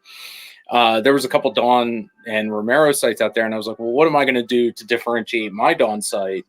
So that's why I did the WGON theme and tried to put my personal spin on it, because, at that point there were a dozen websites about a movie, and it was the same information. Every site had, well, this site had this picture and this site had this picture.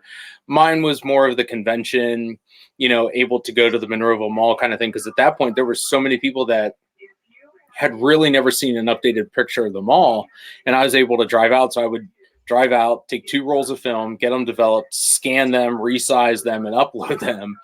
That's kind of that's how I felt I was contributing. And there were a lot of people I've met over the years that said, my site was the reason they found the convention. And I love that. And that made me want to keep doing it.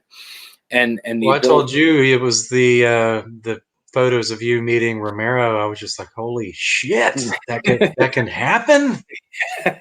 Well, yeah, like in 2001, Well, that was my introduction to you, and John was that contest I ran in 01 for the Pittsburgh Comic Con tickets, and I was like, enter to win, and all you had to do was enter to win, and I pulled your names out, and that's kind of how we started, and I like how it's kind of come full circle, with the podcast, because we were talking the other night, everyone's creating content. Will's doing a podcast, and I love the fact that he's doing it from Pittsburgh, and it's pop culture. There's always something for someone to consume. But as conventions have evolved from the older crowd, the older film crowd, the non-current stuff, to the current A-listers, like they're flying in Friday night from set, leaving Sunday to go back to set. I always felt the Romero portion of conventions that really drew us all together is kind of missing. And I know Marcus and those guys over in England are doing that, with Weekend of the Dead, and Germany does a lot of Romero stuff, which I absolutely love. And, I love friend of the show, Norman England, was able to put together a little Dawn event. I think it was late last year with Waylon Ross. Was Ken there as well? Yeah, Ken was there. Yeah. Yep. Ken was there. Such a cool event. Yeah, so I mean, it still has legs, and Dawn's now, on the backside of 40, pushing 50, and like you said, in regards to the COVID-19 stuff, these guys are getting up there in years, and we really want to make sure we maximize our time with them to help celebrate them, to show them that we really appreciate everything you do and did, and everyone George worked with is like way super down to earth. And everyone knows everyone, and we're all friends. And when I was a kid, I never thought I would meet anybody, let alone be able to just to talk to them as a person, and not just want to gush over, oh, you're rolling George's film, blah blah blah, and just kind of fanboy over them. But just to sit and talk. And that's what I love about doing the show, is we really get the ability to get those stories that no one's ever told before. And it's just fun. I just have a lot of fun doing stuff like this. There's a comment: after all this shit is blown over, come visit us at UK Weekend of the Dead, and absolutely love to. And actually, man, I don't think we're anywhere near this, but Matt and I comedically discussed like a Patreon level membership. Maybe we could do that and get score some tickets to the UK. But no, I mean, it's definitely in the cards. I definitely want to get over there one day. Oh my God, yeah. I mean, England's a destination for me, and I mean, just London and seeing all that stuff. But to go to I go over to England. The first thing I want to do is I want to go see all the locations from Living Dead at Manchester Morgue and Shaun of the Dead. Like, I don't really care about anything else. That's what I want to see. I don't need to see that stuff, and a couple Doctor Who locations, but. I would do the whole tourist bit. I'd probably go ahead and make a week of it. If I could. I want to backtrack. I see Dave Burian dropping a comment in there about livingdead.com. Yes, livingdead.com, was the absolute best. Christopher Stavrakis' website, Great. And that was my first, venture into seeing a up-to-date Evans City. I remember he had the old panorama, photo of the cemetery and whatnot. But yeah, livingdead.com. God, I wish get that .com back to Chris, just to buy it and let him have it.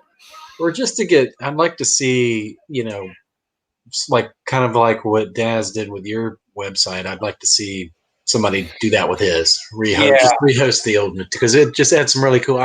I love the artwork featured on the main page with kind of the guy with his the zombie with his belly hanging out a little bit. It's really cool. Yeah, no, I love that Des kind of helped breathe a second life into WGON, and God, that was almost a decade ago, and we really haven't done anything with it. And I'd love to see cool websites like that make a comeback, because I told Daz, I said, here, let's do this, and then you do all the new stuff. You let me know, and that's why every year I keep upping the domain. Like, I can't get rid of it. I want to have it, and because to me, it was important to me. It was something I created. It was my early contribution to the George Romero stuff. And, I worked hard that summer and got a lot of help with learning, graphics and web design and everything. And, I was glad when Daz came through and said, hey, you want some help? Yeah, here you go. And, kudos to him for keeping it around. Got to do more work on that though. I just wanted to highlight Mark Norris's comment, just because he says the mall hours is the best cut when you need to freeze frame a particular photo, and it's got all, and I 100% agree. I have the Blu-ray it's ripped to my laptop, so that for just such a purpose. Now you're dead on there, Mark. Let's see.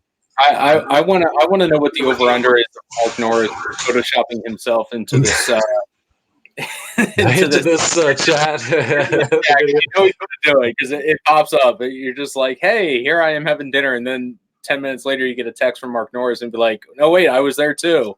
And there he is. Let's see. I don't have. I mean, I have some Day of the Dead stuff. You got anything you could grab?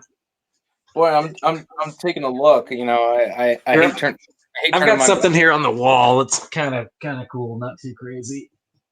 I got this in one of Michael Felcher's auctions a few years ago. Oh, nice. It's an uncirculated media VHS cover. He had just sold, and actually friend of the show, Lawrence DeVincent, actually owns the art that they struck this print off of, and then which was sold at the same auction I got that off of. So I'm not a huge Day of the Dead guy, but I've got some stuff, but nothing. Yeah, I would say major. probably the biggest thing that I have is, I have one of the Stavrakises, That's and nice. this is the original. This is plaster. This has some weight to it, and I got this from Chris with the Kyra Schoen and Dave Emge bus in 2001. I traded him Star Wars on bootleg DVD for these three. What? The 2001 Pittsburgh Comic Con, I bought Star Wars on DVD because I was like, oh, Star Wars, I finally own it. He's like, where'd you get them? I was like, I just got the last three from the guy, a couple rows over. He goes, what do you want for them? I was like, well, what do you want to give me? He goes, well, what about these? And he shows me the bus. And I said, sold, take it.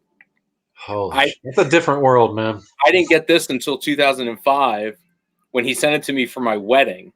He actually had Howard Sherman sign the bottom of it for my wedding. So I had to wait for this one for 4 years, but it was great. It says, Matt and Pam, congratulations on your marriage. Matt, eat me raw, Howard Sherman.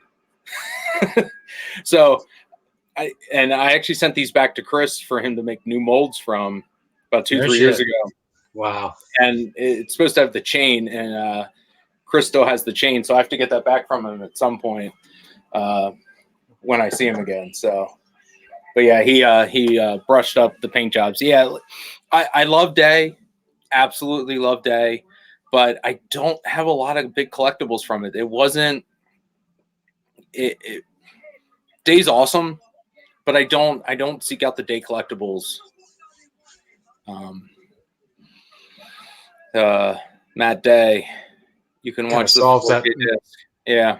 Okay, I think I'm probably just going to buy a player when I get the set because I've got the region-free Blu-ray for the extras. I'm just going to get a 4K player and get the down convert because you can still see the. Yeah, I wasn't sure. I mean, I figured it was, but I don't want to tell someone they can watch 4K on a 1080p TV, and I figured it was, but it's just kind of like watching anything else. You're just not going to get the full effect. Mm-hmm. Right. Sorry. Yeah, sometime we're going to have to bring my friend Sarah Nowak on. She's got some really, really cool Day stuff. So I'll work with her. She's not super tech savvy. Okay, it looks like David Crawford might be in the video or in the room, and Dr. Foster. We'd have to one of these days. I mean, I think it's only appropriate that Dr. Foster makes a return to WGON's airwaves. Yeah, that was fun when we took him back to the Fox 57 studio last summer. He hadn't been there in quite a long time, so it was really neat to tour that with him and just to get his recollection of the show. Kind of scroll into the comments. I apologize. Yeah, no, we appreciate you guys doing the comments and hanging out with us and Max Headroom vibe. As long as no one hacks us like they did back in the 80s with that Max Headroom weird ass pirate signal kind of thing. I watch that one every couple of years. That's really freaking weird. I think we all agree with this. Wait, when was I didn't see Sandy since last June. Yeah, I hate that. Same for you. Oh yeah, no, because October was just me and you, and they missed out, and I hate that you guys live so far away, but that's what makes Living Dead weekend or just any weekend. I mean, we don't need a convention to get together. It just always makes it a nice excuse. Right. Yeah, I mean, it really depends on what the announcement is, whether it's a postponement or a cancellation. This is Matt Blazzi's personal opinion. I don't have any insight now. I think it's going to end up being pushed back because I've already saw one June show get canceled, And San Diego Canceled outright. Yeah, the Monster Mania show that was pushed from March to June to coincide with his June show has now been canceled and pushed to August. And I saw an announcement today that San Diego Comic-Con is more likely going to announce that they're canceling in the next day or two, and that's in June. Canceling. Just outright canceling. I don't think they're going to have one. So, we're looking at now we're into summer, where it was, a month or so, but now we're looking, shows are going to be pushed back. So that's going to backload September and October like a bitch if this doesn't clear up. Yeah. Let's see. Will says great bust. He's talking. My eyes are up here, Will. Stop looking at my bust.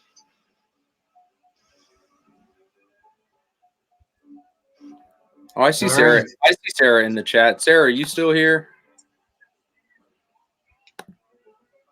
I saw she had a comment because on StreamYard it doesn't always show everyone's name, but I popped back over to Facebook and Sarah says that my love for Day would outweigh my ignorance. Yeah. Sarah, if you can Facebook, you can do StreamYard. Uh-huh. Because God, love Sarah. All right, let me see if I can do this. We're having a lot of fun here today, and this is what I like about it is people are just like all of a sudden going to get thrust into the StreamYard family here. So let me see. Miss Sarah, I am going to send you a link. You click on that. Make sure you have your camera on, or make sure you have your phone with you, or whatever. Do a podcast every week. She didn't understand. I thought you could see her in her PJs.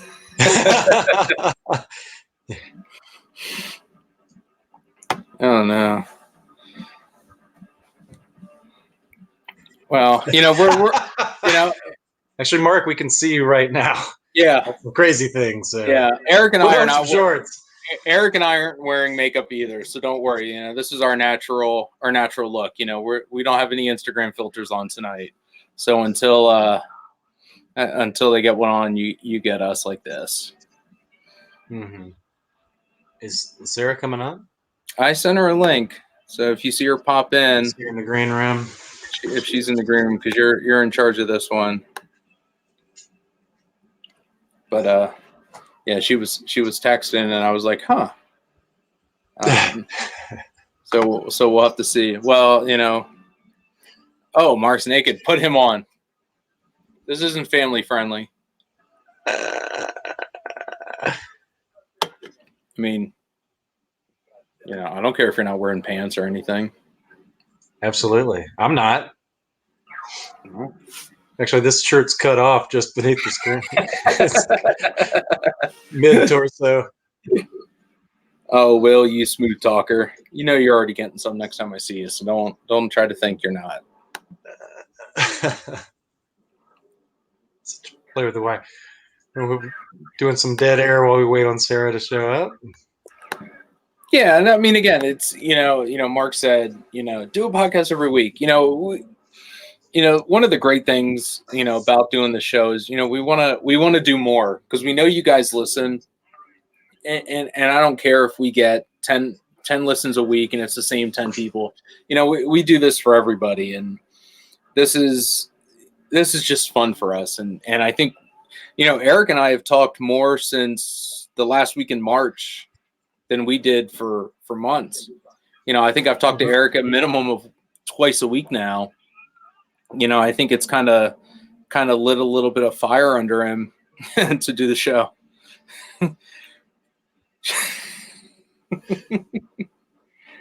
Who's can that shit. Well, I think someone was saying Bob looked like Jared Leto. Leto. That was Mark. Mark was on the Jared Leto kick. Dan, the only whirly bird of yours I want to see, Dan, is your drone. So you need to not slide into my DMs with that later on. Who was saying the whirly bird comment? Dan Lowry, friend of the show. Oh, okay, sweet. Who his awesome son Atticus is a buddy of mine, and his wife is pregnant with twins. So, God bless you, sir. You're going to be outnumbered with the ladies here soon. Hope that all works out for you, especially in this trying time. I hope Courtney's doing well. Yeah, Bob's still hanging in there. What else are we going to do on a Saturday afternoon, right? Mm-hmm. This is kind of like that weird Zoom meeting. No, I think 5 o'clock is a good start time though, because we were able to get some overseas folks involved, and somebody mentioned Miyako earlier, so maybe it's working out in Asia as well. It's almost 7 or 8 a.m. over in Japan. So Miyako was up. So Miyako, if you're still on, nudge Norman and tell him to get up, make you breakfast. Mm-hmm. Or he tends to go to Starbucks every morning. There's always a status update about something weird going on at the Starbucks he goes to. I look forward to those every day. Starbucks is still open over there? Maybe not anymore. Maybe not. Yeah, I don't close know. to here.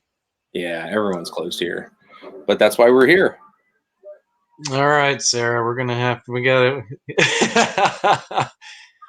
kind of run out of crap to talk about here. Is she coming on or no? I don't know. I sent her. Yeah, she might not have Messenger on her phone. I tell you what, though, we can definitely have her on in the future. We'll go ahead and stick a pin. We'll stick a pin in that one.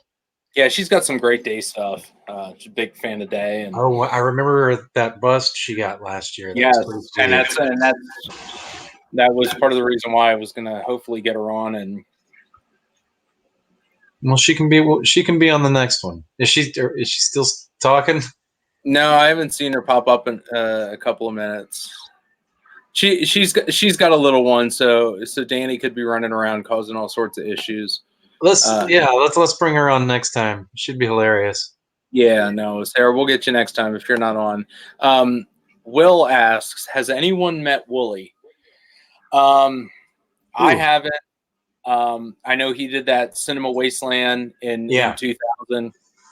You know what? That's something I should do. I don't know if it's on YouTube, but I have the panel. A friend of mine went. It was a show I missed, and it's like one of the shows that I really, really regret missing back in the day. He did the panel. God, I haven't watched that panel in 18 years. I remastered it. I did I got footage from a couple different people. Sound familiar? And for whatever reason, they took breaks throughout the panel and would play like a scene or two or a few minutes of the film and then come back to questions. So I actually cut out that portion and cut in like a nice version of the film, and actually made like a nice anyway. But that is the last time, and I was not at that one. I know Lee was there. Yeah, my friend Alexandra went and she taped the thing for me. Like I said, I haven't watched it in forever. I wonder if it's her tape that I have, or if you got it, one of them. If you got it, was that part of the VHSCs that I sent you? That you converted? I'll have to check. No, I did that thing probably a decade ago, so I don't think it was part of that. Yeah, I found. But if you have some, I'd like to see it. Yeah. Yeah, I'll dig through it. I know I have it on VHS, and I got a VCR hooked up, and I can hook that right up and digitize it directly through my Mac. I know I found today. I was down here working in the basement, and I found a VHC, and it just says Horror Find on it. But I don't know where my VHC adapter is, so I'd have to. Send it to me. I got one, man. Maybe I'll mail it out to you because I have that package to send to you. I'll convert it. Yeah. But I actually around 0405 I sent Jim Baffico, who plays Wooly. I sent him a letter, and I included a photograph for him to sign and return, and he sent it back and also signed probably 3 or 4 more 8x10s that he included. Some Dom related, some were just like promotional headshots. So he didn't respond at all to other than the mailing that back. So he seems like a cool guy, but he's just doesn't seem interested in conventions or interviews or things like that, which is unfortunate. I actually for Christmas, it was kind of weird. I put something on my Amazon wish list and ended up getting it for Christmas, but it's an acting technique book that's written by Jim Baffico. I mean, when I opened it, I wish somebody had taken a picture because apparently I had a weird look on my face, according to my mom, because I was like, wait a minute, what? It was just something I'd kind of forgotten I'd put on my wish list. But anyway, yeah, I'll have to drag that out next video, the acting technique book by Jim Baffico, but it's on Amazon. I'll tell you what, that should be something we do. Is one of the next collector corners that we do, and we'll give everyone notice, is the most non-Romero type collectible you have of someone that was in a George film. So like that acting book would be one. Just have to find something that is like so far off the Romero radar, but someone was in. Friend of the show, John Scott. I think he's got some Levitsky porn. Oh. So tell him to send that to you next time we come to Pittsburgh. And Absolutely. In front of the Levitsky house, we'll take a photo of it. Should we go sit out in the parking lot, do an outdoor screening? One of those inflatable. We'll need a Patreon for bail. But yeah, I'll have to dig out that book for next time. Yeah, no, that would be great. I want to see that. Well, damn. I guess Sarah's bounced on us. Richard France wrote a book. What was it about? Orson Welles. Will. That sounds familiar. Yeah. Jim signed both my non-LDs. Nice. That's Dave Burien, everybody. Dave Burien's met everyone, been everywhere. He's one we'll have to do a whole show with. Yeah, I mean that's the cool thing about these. Yeah, Dave Burien will be a whole podcast. Like we'll have to sit down and we'll do long form with Dave, and kind of go over everything he's seen and done and everything, because he's a cornerstone of this community and one of the best people. Someone's down for the inflatable movie screen and the Levitsky. That's Bob. Yep. We'll do that next time. Mark says Jeannie's books. Yeah, that's kind of oddball. Yeah, Jeannie's got the books on the raccoons and stuff, and Mark's got my book. All right, what do you say, Matt? We're gonna wrap her up here. Yeah, I think we had a good time. I really enjoyed this. For everyone that joined in, thank you guys so much. This is the first time we've done this, and we're gonna try to do this semi regularly. Like Eric said, if there's a big bit of news, we'll try to hop on that night or within the next day. Schedule permitting. Right. Just to make sure that if you guys have questions or if there's anything that we know or come across, we want to share it, because we want everyone to be included. Everyone loves the collectibles. We all have our own stories, and it'll be nice to get together more often as a group, and then doing the interviews and stuff long form on the podcast. But like Eric said, he can put this up as an episode just to keep things going for the people that aren't on Facebook or the people that can't join in. You have the ability to sit and listen to this, driving or doing yard work or whatever. You don't have to be tied down to Facebook if that's not something you can do. Right. Absolutely. Yeah, no, it's super fun. This StreamYard, shout out to StreamYard. It's made it super easy. It's easy to bring people in, like Dave Burien. We'd love to have you on. Sarah, I think we're going to have you on tonight, but I don't know what happened. But we'll have you on next time. But Larry, it looks like Larry's here. It sounds like Tony Booba just got ripped out of the blood pressure machine. But yeah, no, let's get some more people. I want to get Norman England, get Larry on here. There's all sorts of, especially Dave. Geez, Dave, we need to take a tour of everything that Dave has. Oh, Dave has shit that we probably don't even know about that he probably forgot he has, and he's gonna come across it and call us one day, be like, yeah, so I found this laying around, and like, wait, I thought that was destroyed. Oh, no, I got that 20 years ago.